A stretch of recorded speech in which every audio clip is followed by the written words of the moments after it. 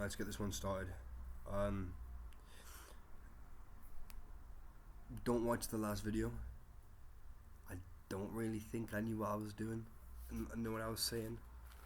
I woke up and I had felt something and I couldn't quite put my words on it. And I couldn't quite keep a strong thought.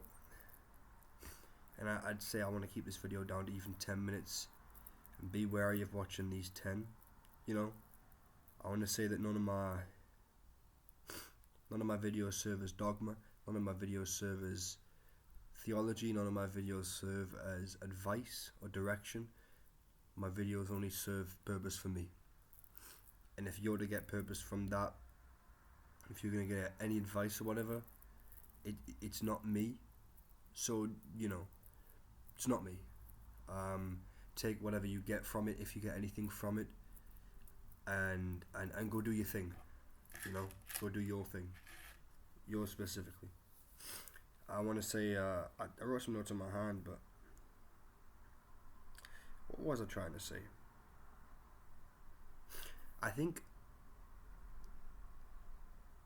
what I was trying to say in the video really comes to light under the view of the wrestler, with Mickey Rourke.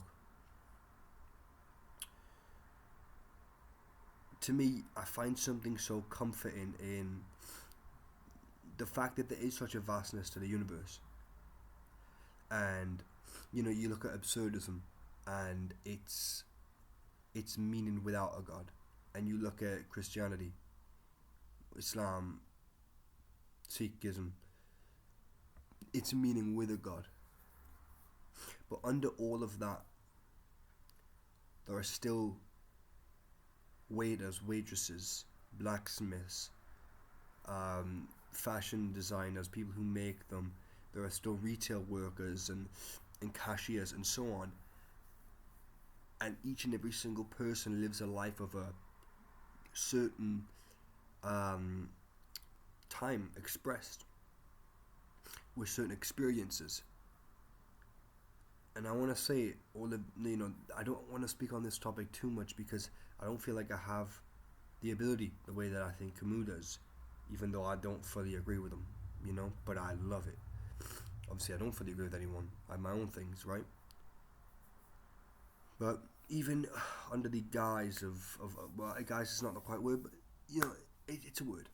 Under the guise or the facade as in face, not as in wrong, under the facade of any philosophy or religion, there are still individual people who do individual things and have that burning passion, that burning desire inside of them, which I think is the point of this YouTube channel. That burning desire. Nothing else. Everything else will come on top of it and eventually mold it into something. But it's about harnessing that little fire, that little ember. That's what this channel's about. For me. Because I'm trying to watch it grow. I'm in the process of making it grow.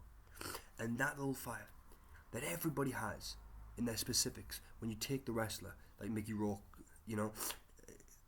the way that it's such a part of him that he would die for it, that he in fact would live for it too. Like, the point is to live for it, not to die for it. But when you watch that video, there's such a beauty in the fact that, well, first of all, I think Camus' absurdism in the, 20th century France, right? I believe it's 20th century.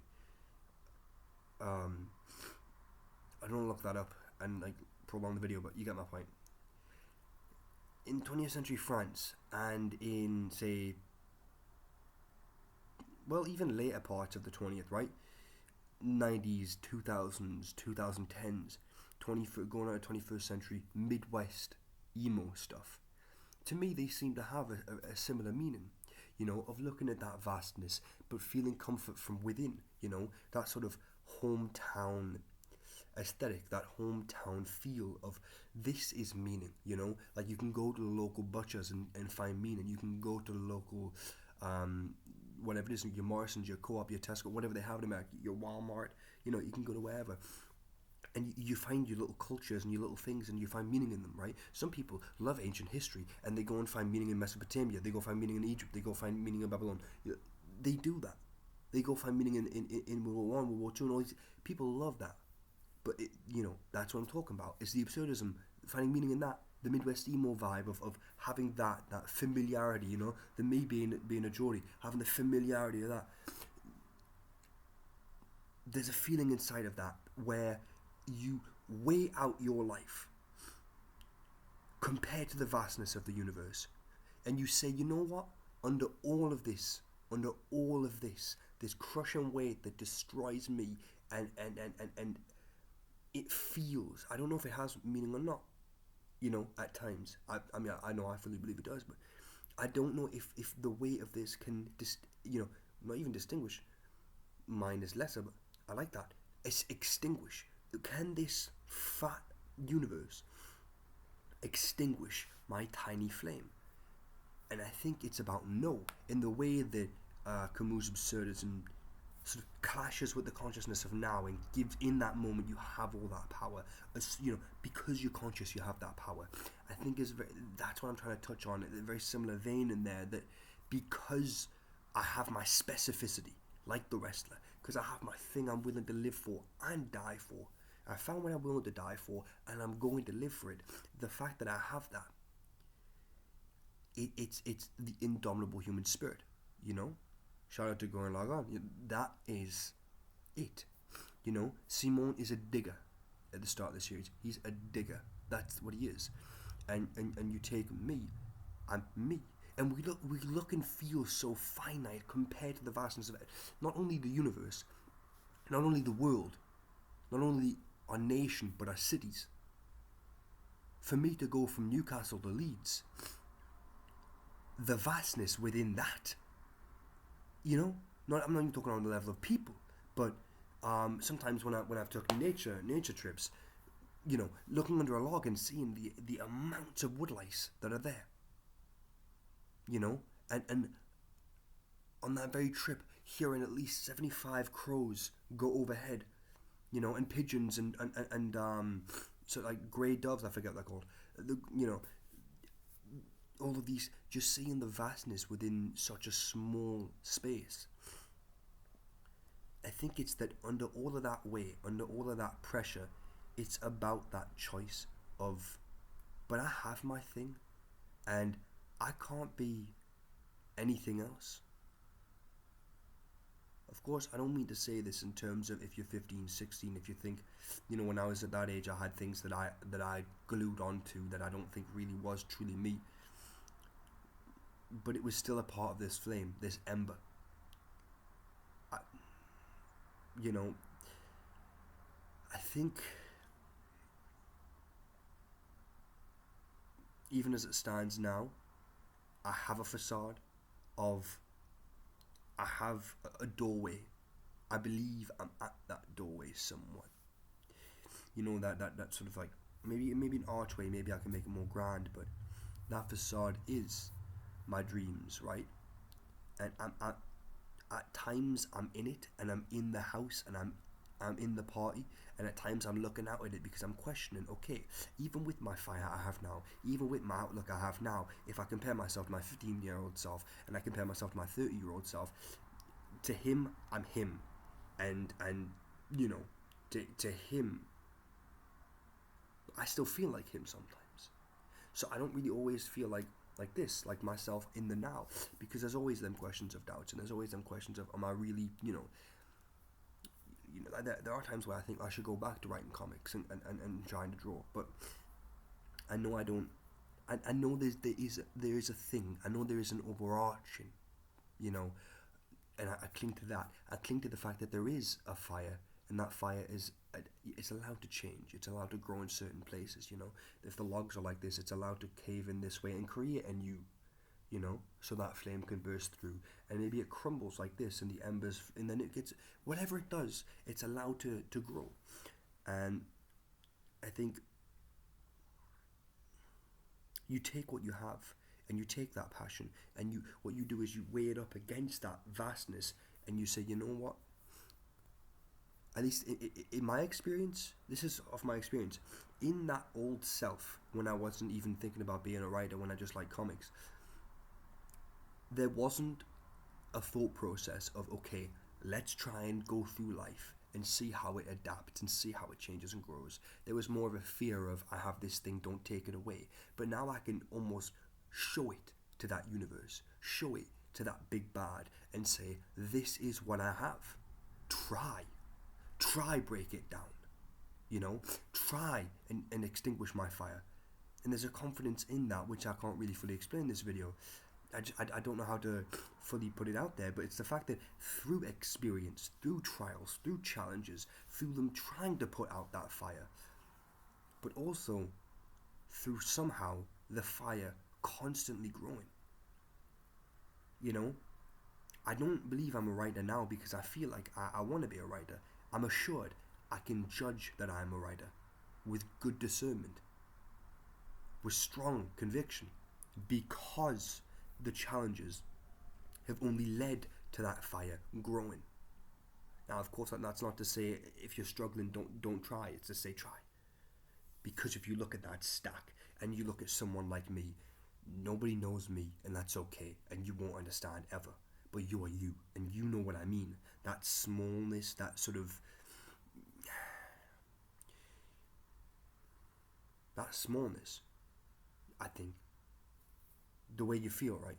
Feeling small, feeling maybe incomplete, inconsequential sometimes, feeling like things like lonely and anxious and dreading failure.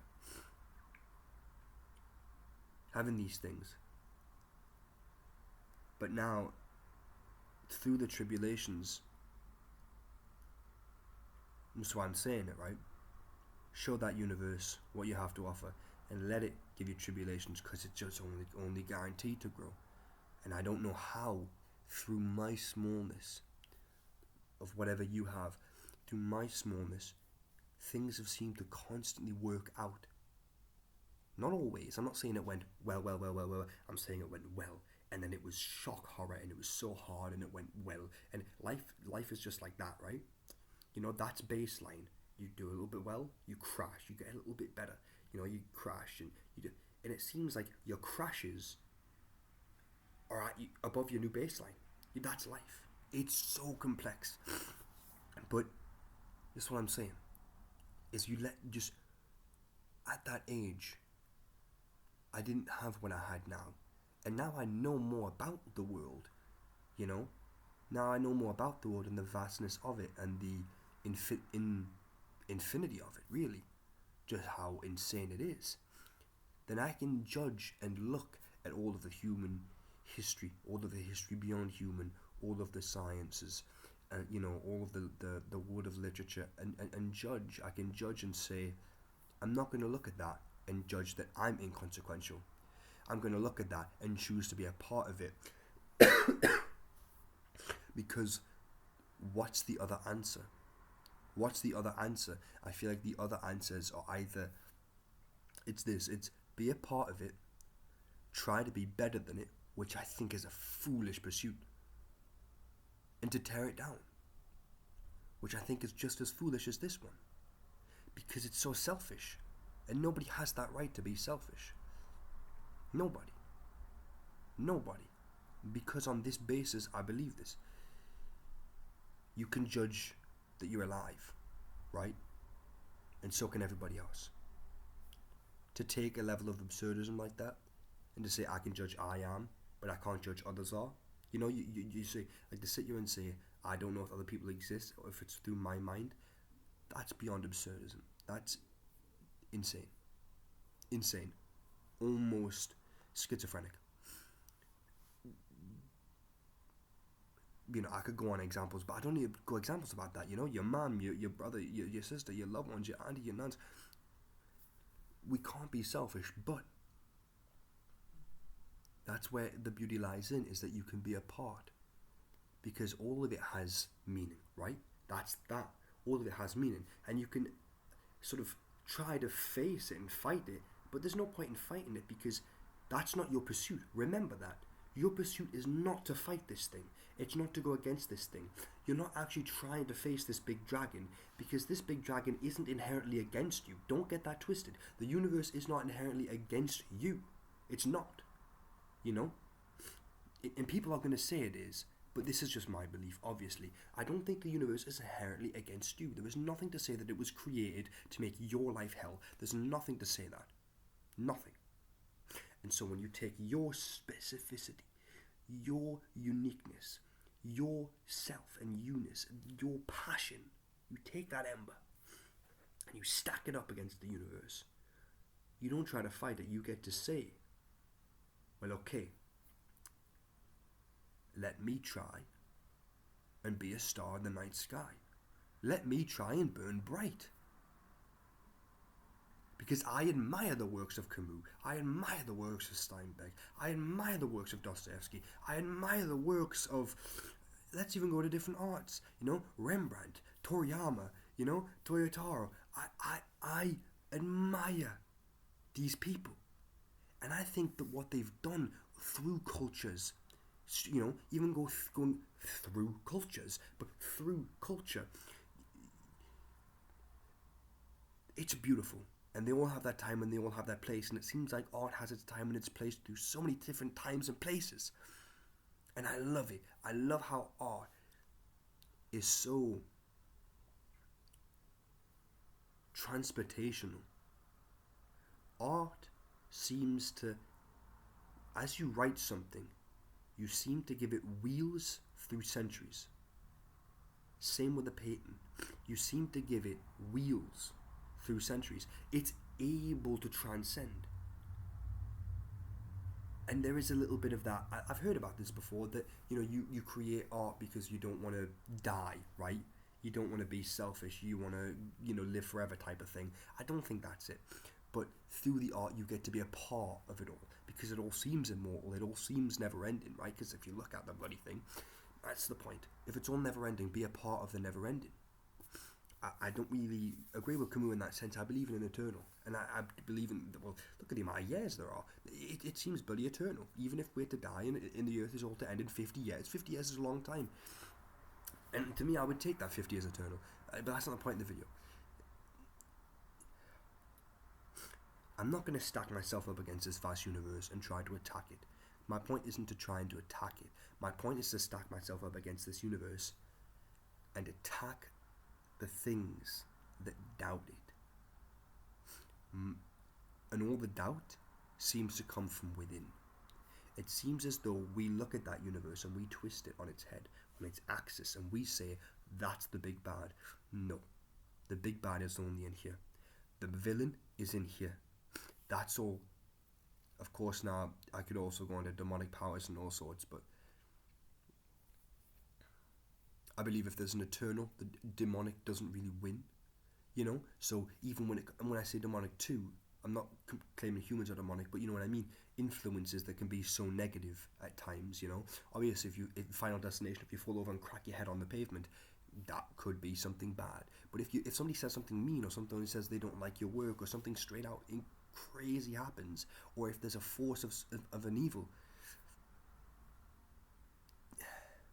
there may be, but I believe that the force of evil can't win against the force of good. So I trust the force of good to attack the force of evil, to do my best to be on the side of the force of good, and to attack this, because it seems as though heaven and hell are at war, and I'm a middleman, and all I can do is live my best life, and it's in this that they're warring over. And in this, I flip the axis of the universe to say that the evil has the power. Evil does not have the power. Good has the power. I choose to be a part of the good and a part of the universe that was made good. So in that, I'm going to say, I only have my flame. My flame, which is my free will, which pushes my actions, which is my reason. It's my choice, it's my consciousness. My flame is my consciousness. And I'm going to choose to try to burn bright. Because there's no alternative but to give up. And I'm not going to give up. Not anymore. And I think there was parts of the other video that I agree with and I want to be said on here, and there's parts of this video that I agree with and I want to be said in the other video. But my point of this video is this: do not stack yourself up against an evil universe, because an evil universe does not exist. The world is a beautiful place and the world is good, and we get to be a part. But by being a part, we're not being small. We are paradoxical. By being a part of something greater, you become that greater thing. You become it. That's why I believe we have the concept of mankind, humanity, humankind. Man can't be man alone, even in the garden. Take that specific thing you love. You like being a woodworker? You like doing work with metal? Are you a stonemason? Are you a writer? Do you like serving in kitchens? I don't know what you do, but whatever it is you do that you burn for, that you wake up for and you can't sleep for, and that you think about all the time, and that you're pushing to achieve, don't worry and say that, oh, this is just, especially in the world that just seems so vast and big now, when, if I'm to write something that's my, my magnum opus, it could just get lost on the web. And what if humanity dies out and the servers get all crashed and we lose it? What if the ink burns in the paper? Why? That doesn't even come into my mind. I'm just trying to chuck out alternatives here. Alternatives that don't even exist ultimately. Take your thing and be a part of the universe, because you'll never be remembered as the greatest human ever. There's one of those. You'll never be the greatest human ever. Never. But what you can be is human. And inside of that power, you get to do so many good things, so many great things, and you get to fulfill you. You have a fire in there which needs to burn bright, which needs to shine, because that's your light. You need to fulfill that. You need to fulfill that ember to a roaring fire, to a star. You need to do that. And I'm not saying for you, I'm saying for me. Don't get your life, don't run your life by my words. You need to burn bright. Just because it's a specific thing, and you're not out here solving all the world's problems, and you're not out here doing all these different things which you might account greatness for, nobody in the world has ever done that. Even Hawkins didn't know diddly squat dick about much. He was good at physics. Hawkins could not have told you how to camp. Einstein, for all that he's worth, could probably not tell you how to do 99.9% of the things in the world proficiently.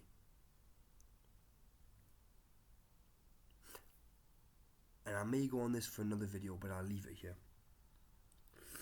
I do believe in being a jack of all trades, but I also believe in being a master of one.